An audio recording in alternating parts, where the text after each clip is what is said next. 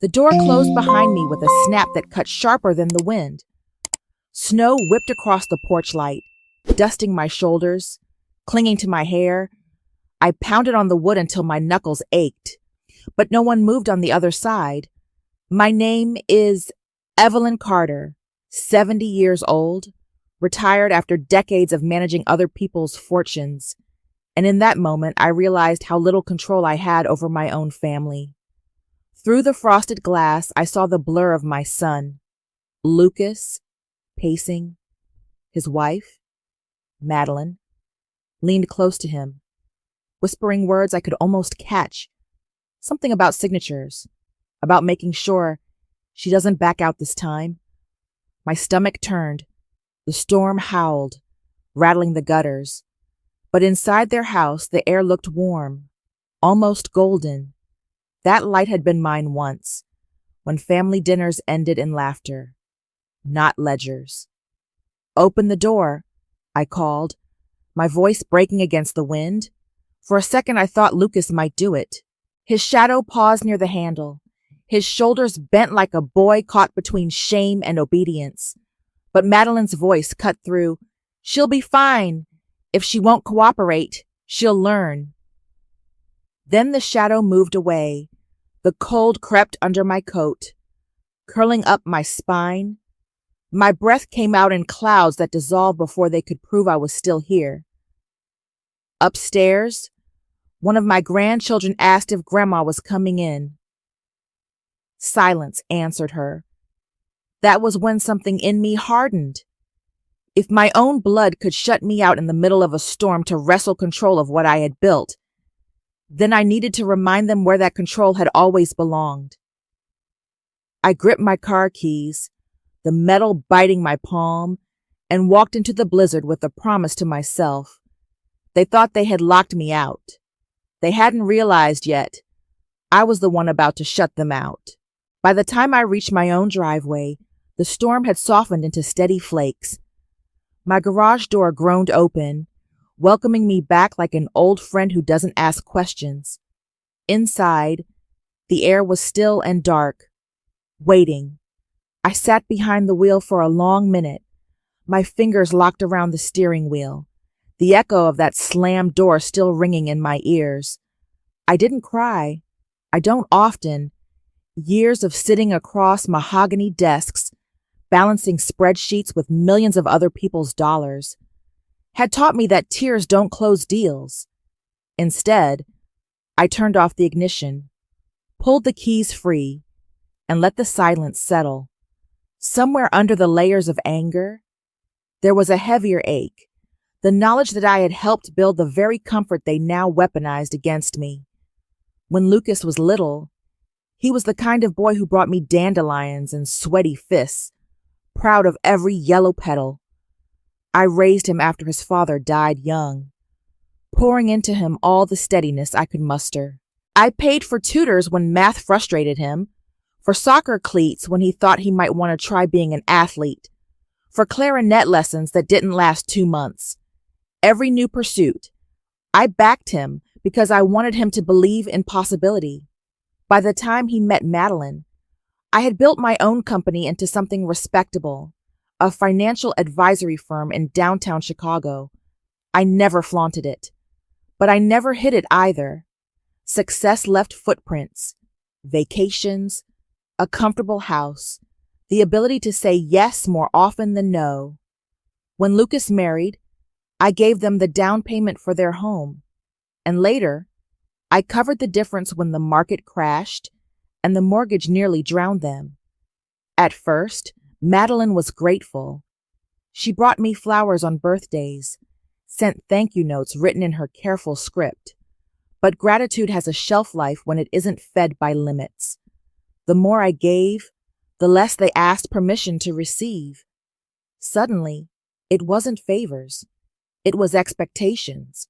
Tuition for private school, sports camps, renovations on the house, vacations for the kids' memories.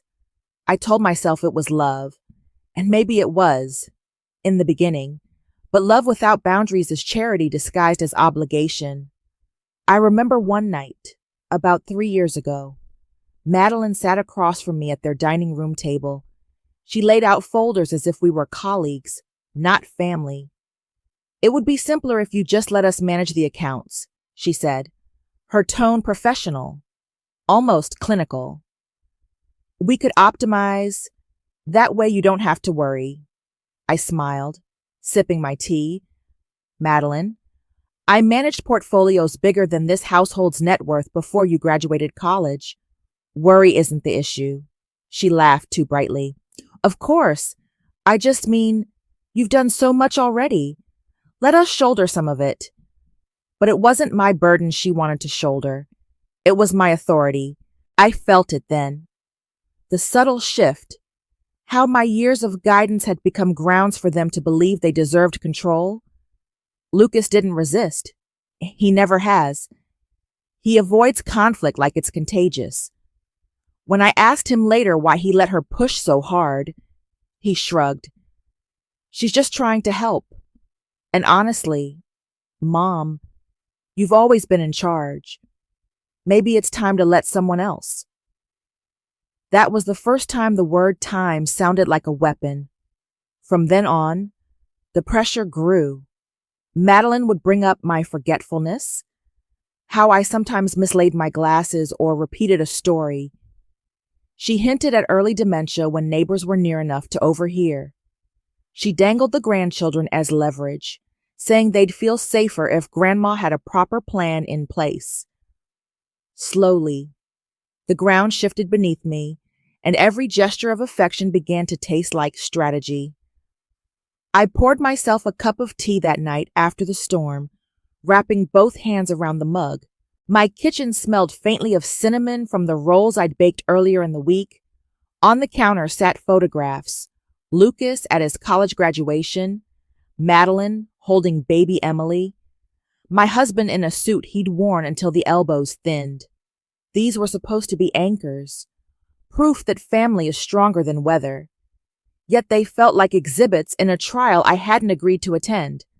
I thought back to dinners where laughter had filled the room, to Christmas mornings where wrapping paper clung to the ceiling fan. Then I thought of the porch, the lock, the sound of my granddaughter's voice asking if I was coming inside, and the silence that answered her. That was the moment my grief hardened into resolve, because money may forgive weakness, but it never forgets who signs the checks. By mid-February, the storm outside had passed, but the storm inside our family had not. I went to dinner at Lucas and Madeline's house because avoiding them entirely would have meant surrender. And I wasn't ready to teach my grandchildren that silence is the same as peace. The house smelled of rosemary chicken and garlic bread, the kind of meal you make when you want to suggest comfort without offering it. Emily opened the door before anyone else could, her violin case still strapped to her back. She hugged me fiercely, whispering, "I'm glad you came." Jacob muttered hello from the couch, his eyes glued to a video game. Sophie peered around the banister, shy but watchful. Madeline emerged from the kitchen, wiping her hands on a towel, her smile polished like glass. "Evelyn, so good you could make it," she said. Her tone made the welcome sound like a verdict. We sat, and for several minutes the only noise was cutlery against plates. Lucas filled his glass with water and cleared his throat. "Mom, we just want to make sure you're okay, that you don't have to manage all the details anymore." "I've managed details my entire life," I said, breaking a piece of bread. "That's why there are still details left to manage." Madeline leaned forward, voice smooth. "You've been generous, but it's not sustainable. For your sake, and ours, we need to formalize things. A power of attorney would ensure your care. It would keep you from making mistakes."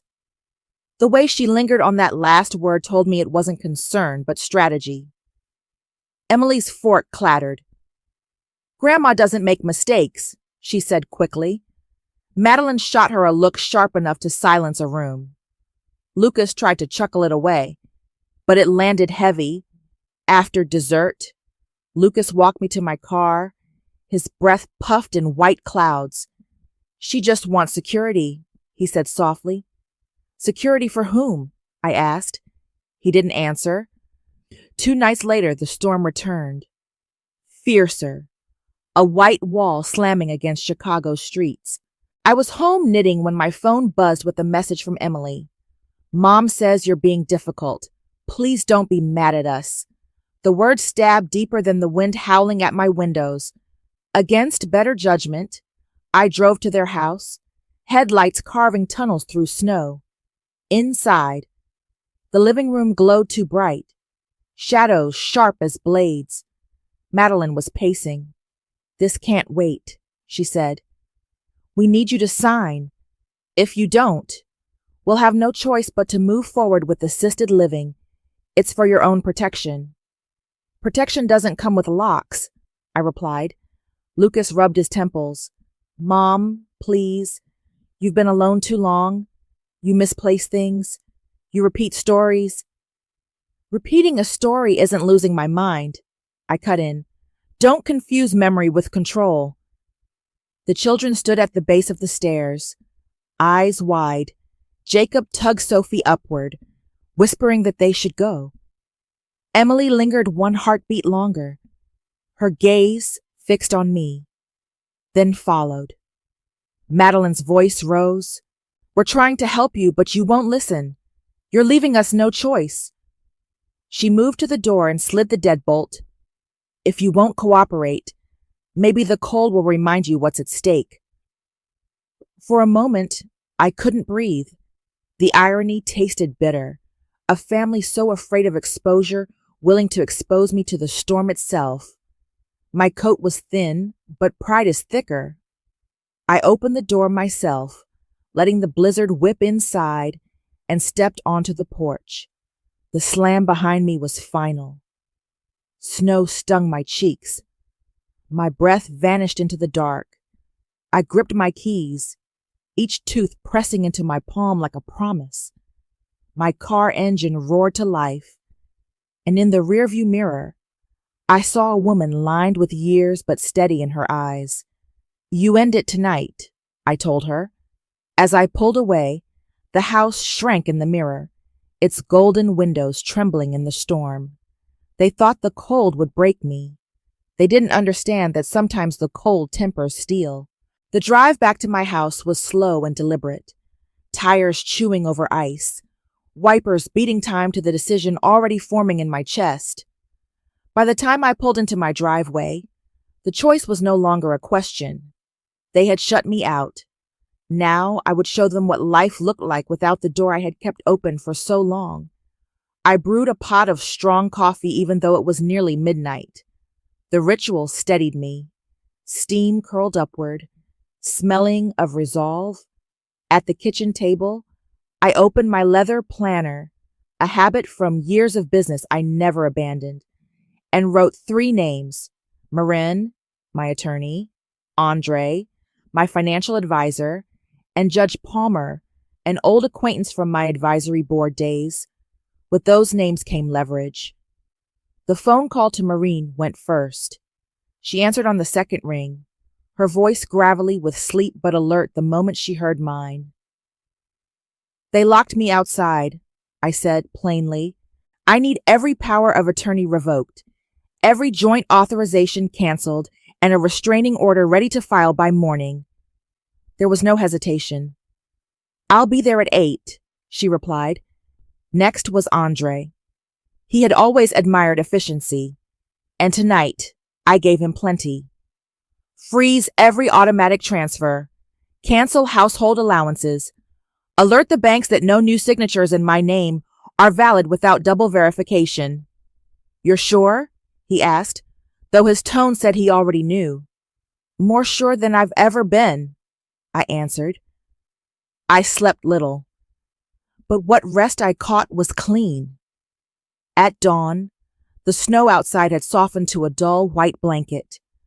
Marin arrived in her navy coat, carrying the red binder she used for emergency cases. Andre followed soon after. laptop under his arm, scarf still damp from the storm. We worked through the morning like a team rehearsing for a concert. Marin drafted revocations with her neat, looping penmanship. Andre adjusted accounts, passwords, and standing orders with quiet precision. I answered verification calls from bankers who had known me for decades, my voice steady, my resolve absolute. Each signature, each click of a key, felt like laying brick into a wall I should have built years earlier. By noon, the safety net was gone. For them, not for me. The tuition payments for private school would no longer appear on cue. The credit cards they used for vacations and dinners would decline. The mortgage auto drafts I had quietly supported would stop. Only the college savings accounts for the children remained untouched. I would not punish them for their parents' choices. Maureen looked up from the final document. "It's done," she said. "If they try to use your name for anything now, it will trigger alarms at every institution." "Good," I said. "Let them learn that doors can lock from both sides." That evening, Lucas called. His voice was frantic, tinny over the speakerphone. "Mom, the tuition payment bounced. Madeline's card got declined at the pharmacy." "What's happening?" I held the receiver steady. "What's happening," I said, "is consequence. Every allowance has been shut off. Every authorization revoked. You and Madeline will need to manage your household with your own income from now on." "Mom, you can't do this," he pleaded. The kids will be fine. Their education funds remain. But the lifestyle you built on my generosity is over." Silence. Then a sharp intake of breath. "Madeline said you were being unreasonable. She said you weren't in your right mind." "I am more in my right mind now than ever," I told him. "And if she pushes that narrative, she will find herself answering to a judge about elder abuse." He didn't speak again. The line clicked dead. Word spread quickly. Within days, Madeline's texts shifted from demanding to desperate, begging for compromise. Lucas stopped calling altogether, perhaps ashamed, perhaps furious. The grandchildren sent me small messages of love that I answered without mention of the storm. For the first time in years, my house felt truly mine. Bills reflected only my choices. The silence in the evenings was companionable, instead of suffocating. I hadn't just reclaimed my accounts. I had reclaimed the boundaries that make love something more than obligation. Still, I knew the story wasn't finished. Families don't heal in a week, and consequences don't teach lessons overnight. But as I sat by the fire, tea warming my hands, I understood something vital. They had tried to strip me of dignity with a locked door. Instead, they handed me back my power. The weeks after the storm carried a different kind of silence. My phone no longer lit up with demands for tuition checks or reminders about auto payments. Instead, it vibrated with shorter, sharper messages.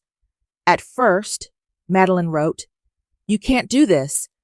The bills are piling up. The children need their schools." A few days later, "Please reconsider. We're drowning here." Eventually, her notes came late at night. Single words like help or please. Lucas avoided me altogether.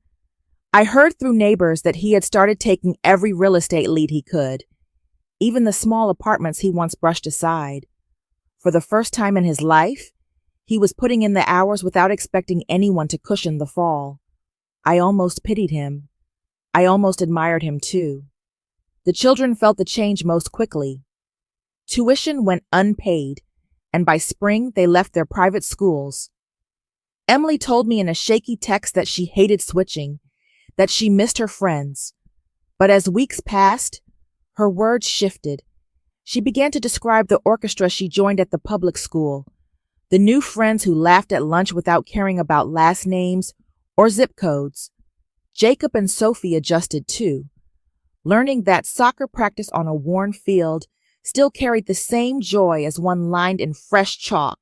I kept my distance, though every instinct urged me to soften the blow.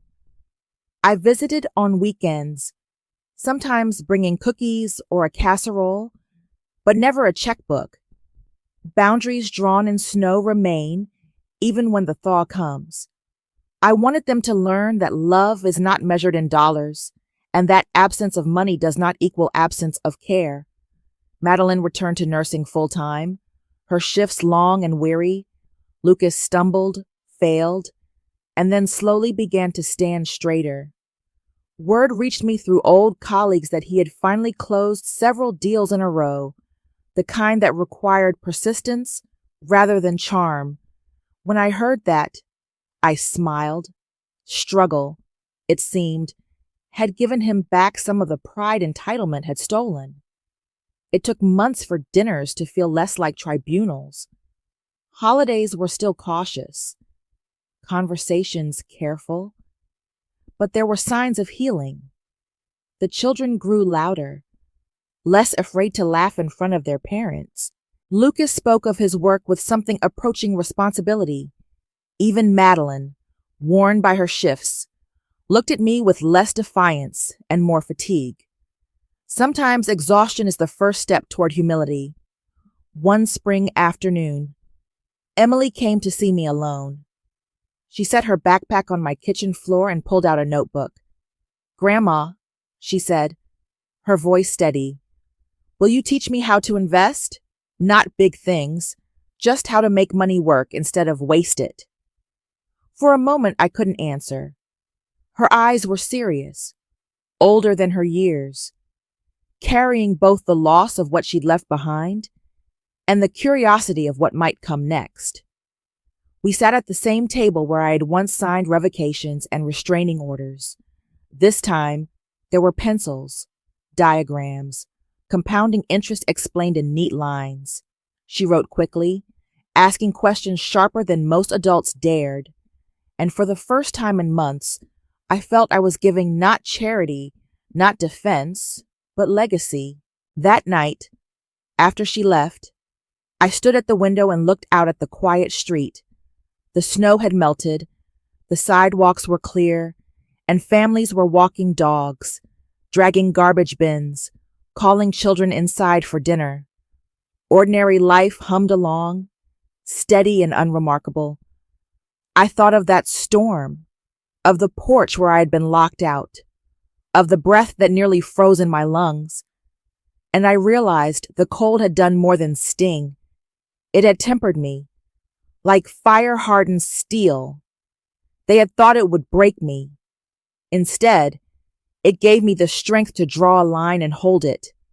And because of that line, my family had a chance to start over. Months have passed since that night on the porch, and the memory of the cold still visits me, not as pain anymore, but as reminder. A door slamming in my face taught me more about boundaries than years of boardrooms ever did. My relationship with Lucas and Madeline is not simple. We speak, we share meals, we watch the children's school concerts, but there is a line now, one drawn in the snow that night, and we all know better than to pretend it doesn't exist. I no longer fund their comforts, and they no longer ask. Sometimes Lucas looks at me with regret, sometimes with respect. Sometimes those two are the same. The children have changed the most. They don't measure themselves against vacations or private tuition anymore. They measure themselves by effort, by friends who show up, by music that plays no matter where the stage is. Emily still comes by with her notebook. We sit together, mapping out what small investments can grow into. Each time she thanks me, I hear something I had missed for years. Gratitude that isn't tangled in expectation. I've learned that generosity without limits isn't love, it's surrender. And surrender breeds entitlement. What I give now, I give freely, whether it's a plate of cookies or a page of advice, They can't be taken, only accepted. That difference changes everything. Sometimes, late at night, I replay the sound of that lock sliding shut. Once it haunted me, now it feels like punctuation. The end of a chapter I should have closed long before. They shut me out to force control. Instead, they forced me to reclaim mine. I am 70 years old, and I know storms will come again, in weather, in family, in life. But I also know this: I am not fragile, and I am not disposable. I am a woman who built something worth protecting, and I will never again mistake silence for peace or charity for love. The night they locked me out, I promised myself I would take care of this. I did, and because of that, the next generation, my grandchildren, may just learn how to take care of themselves. Thank you for watching. If you enjoy these family drama and revenge stories, please subscribe and join me for more every day.